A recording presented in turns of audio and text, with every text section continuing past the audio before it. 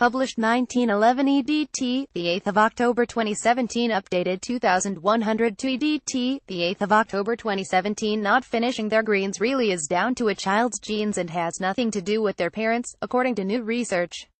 Two picky eating mutations have been identified for the first time, one that puts youngsters off trying new food and the other that turns them into tea-time tier ways. The breakthrough could open the door to new ways of tackling the childhood obesity epidemic, according to researchers. British scientists suggested last year that toddlers' fussy eating habits are linked to genetics rather than being badly brought up.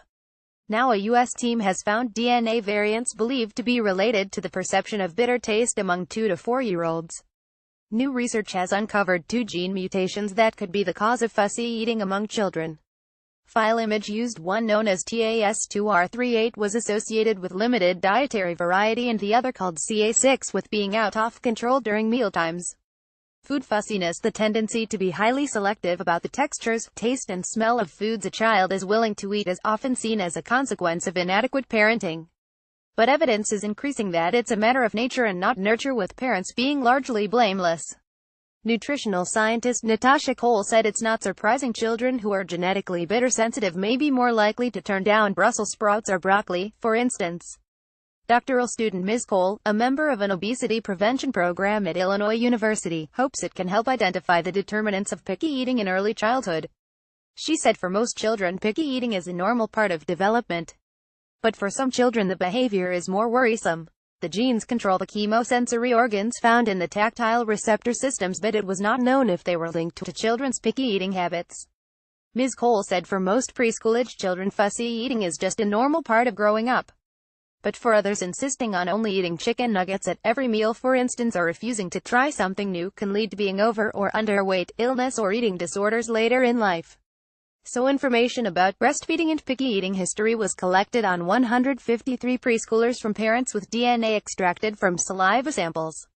One gene mutation known as TAS2R38 was associated with limited dietary variety and the other, called CA6, with being out of control during mealtimes. File image used. Ms. Cole and colleagues pinpointed the variants after selecting 5 particular genes related to the perception of taste. They said other chemosensory factors such as odor, color, and texture may also affect eating behaviors as well. Further studies are needed to see how children's preferences are influenced by the look or smell of food. Ms. Cole is also interested in understanding how picky eating starts even in under 2s. Most research has focused on those older than this. She said by 2 years children know how to eat and have pretty set habits. There is a huge gap in the research when children transition from a milk-based diet to foods that the rest of the family eats. She said more than a fifth, 22% of under 2s, are perceived as picky eaters by their parents. Surprisingly, she also found each additional month of the child's age was associated with an increase in food fussiness.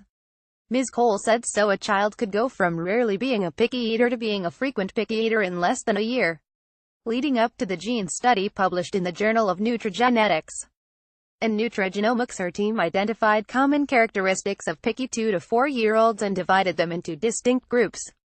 Further research looked at how parenting styles may affect the behavior and if children exhibit it both at home and in childcare. Food scientist Professor Su-Yan Lee said this has kind of been an evolution of the research, seeing an interaction rather than just seeing the child as on its own, which when we first started trying to define a picky eater, we were just looking at the child. As we were moving into different parts of the research, we realized it's not just the child, it's the caregiver and the environment as well.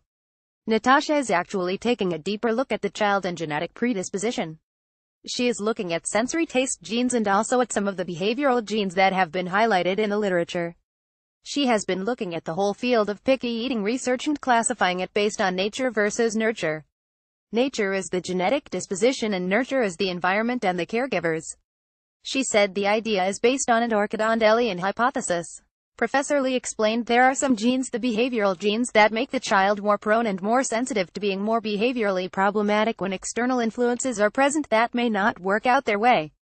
That's the orchid concept. This may be a sensitive child who may not be as resilient with negative feedback or negative mealtime strategies given by parents versus a dandelion child who is very robust and resistant to whatever, nurture or not, is given to them. There is that fine line, and it's not just the nurture, the environment, that's influencing that, but it's the child's susceptibility to the environmental cues as well. A year ago, University College London researchers examined the eating habits of more than 1,900 pairs of twins and found they were more influenced by genes than upbringing.